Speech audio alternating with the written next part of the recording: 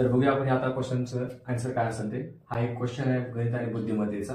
याच्यामध्ये 3 पद दिले, चौथं पद आपल्याला काढायचं आहे. तर हे करत असताना आपल्याला इंग्रजी वर्णमालिकेमधील जे काय अक्षर आहेत त्यांचे क्रमांक आपल्याला पाठ पाहिजेत.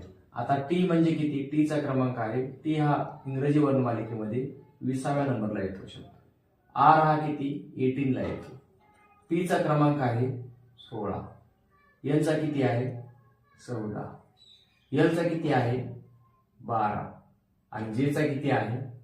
जेचा आहे 10. हे लिहून घेतल्यानंतर आपल्याला एक गोष्ट लक्षात येते की टी नंतर म्हणजे 20 नंतर हा अंक आहे 16. म्हणजे प्रत्येक ग्रुप मधला पहिला हा शब्द बघतो. हा टी नंतर पी आला, पी नंतर एल आला, म्हणजेच काय 20 नंतर 16 आला, 16 नंतर एल म्हणजे 12 आला. म्हणजेच काय होतंय 20 मधून 16 येत असताना -4 केलं 16 आला, 16 मधून 12 येत असताना -4 केलं 12 आला. 12 नंतर पुढचा जो अंक आहे -4 करतोय म्हणजे किती यायला पाहिजे? इथं यायला पाहिजे 8. ठीक आहे. आता इथून लक्षात घ्या हे आर 18 आहे, 18 नंतरचा हा एन 14 आलेला आहे म्हणजे -4 केलेला आहे. एन नंतर पुढचा जो जे आहे 10 आलेला आहे म्हणजे 14 पासून 10 कसा आला? -4 केला आहे.